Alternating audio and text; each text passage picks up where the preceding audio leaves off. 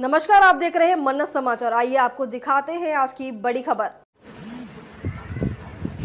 शामली के कन्यान गांव में खिलाड़ियों के लिए चौधरी जयंत ने किया खेलों के मैदान का उद्घाटन और शामली रालोद कार्यालय पर की मीडिया से बात। रालोद के राष्ट्रीय अध्यक्ष एवं केंद्रीय मंत्री चौधरी जयंत सिंह ने शामली के कन्यान गांव में अपनी राज्यसभा निधि से 25 लाख रुपए की लागत से खेलों के मैदान का उद्घाटन किया। उसके बाद शामली में राष्ट्रीय लोकदल के जिला कार्यालय पर पहुंचकर मीडिया से बात भी की।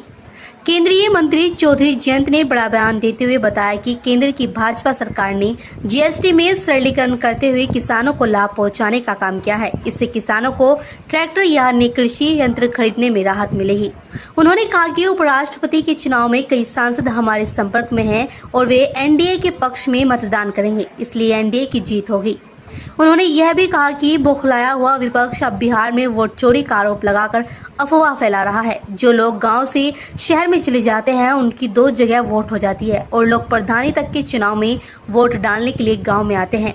पूर्व में मुजफ्फरनगर के दौरे के बारे में चौधरी जयंत सिंह ने कहा कि मेरी भी कुछ बंदिशें हैं और जो फैसला किसान लेंगे मैं उनके साथ हूं, मगर गन्ना मूल्य बढ़ाना राज्य सरकार का काम है। वह सरकार से संपर्क करके किसानों की समस्या का समाधान करने के लिए हमेशा तत्पर रहेंगे।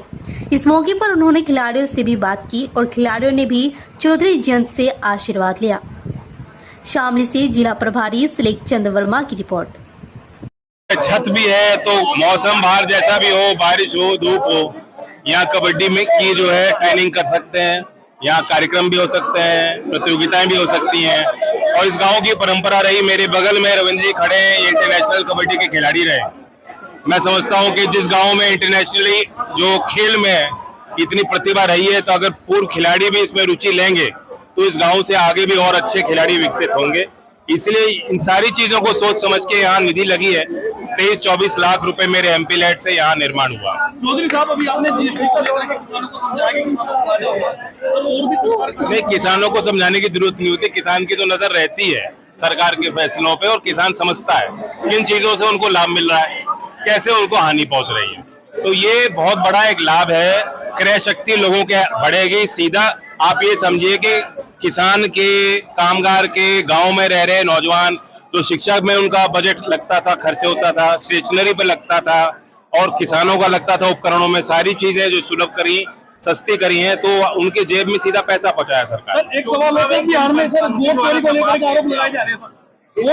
वो बाद में आपने कहा था मेरे पे बंदिश है और जो निर्णय आप कहोगे वो मैं ले लूंगा। पहले भी आपके कहने से वो बंदिश इतनी होती है कि राज्य सरकार का निर्णय होगा गन्ने के भाव का और वह राज्य सरकार तय करेगी। इसलिए मैं राज्य सरकार का प्रतिनिधि नहीं हूँ, मैं केंद्र सरकार में मंत्री हूँ। मेरी उतनी बंदिश और वरना किसानों के लिए मेरी कोई बंदिश नहीं है। नैतिक तौर पे मेरी जवाबदेही सीधा किसानों से ही है और किसानों के लिए लड़ रहा हूँ। बिहार में जो वोट चोरी का आरोप लगा रहा है, देखिए, सबको पता है वोट तो लोगों की बदलती रहती है। लोग अपनी वोट को सुनिश्चित करें और उसको संरक्षित रखें। शहर में जो है गांव के लोग जा रहे हैं, पलायन हो रहा है, उसके बाद उनकी वोट दोनों जगह बनती है। गांव के लोगों को पता है, प्रधानी में भी जाके वोट देते हैं। तो ये पहली बार नहीं हो रहा, ये प्रक्रिया चुनाव आयोग समय समय पे करता है। इसमें ये बेवजह एक डर फैलाया जा रहा है और चुनाव होगा, निष्पक्ष ही होगा और जनता ही तय करेगी सरकार किसकी बननी। राष्ट्रपति का चुनाव सर एनडीए विजयी होगा, वो तो तय है, संख्या बल पे चुनाव है और कोई इसमें इधर से उधर नहीं होने वाला, बल्कि विपक्ष के कई जो है सांसद इसमें तैयार हैं कि हमारे जो प्रतिनिधि है, जो हमारे उम्मीदवार हैं, उनके पक्ष में मतदान करें। खबरों में अब तक के लिए बस इतना ही। फिर होगी आपसे मुलाकात, तब तक के लिए नमस्कार और देखते रहिए मन्नत समाचार।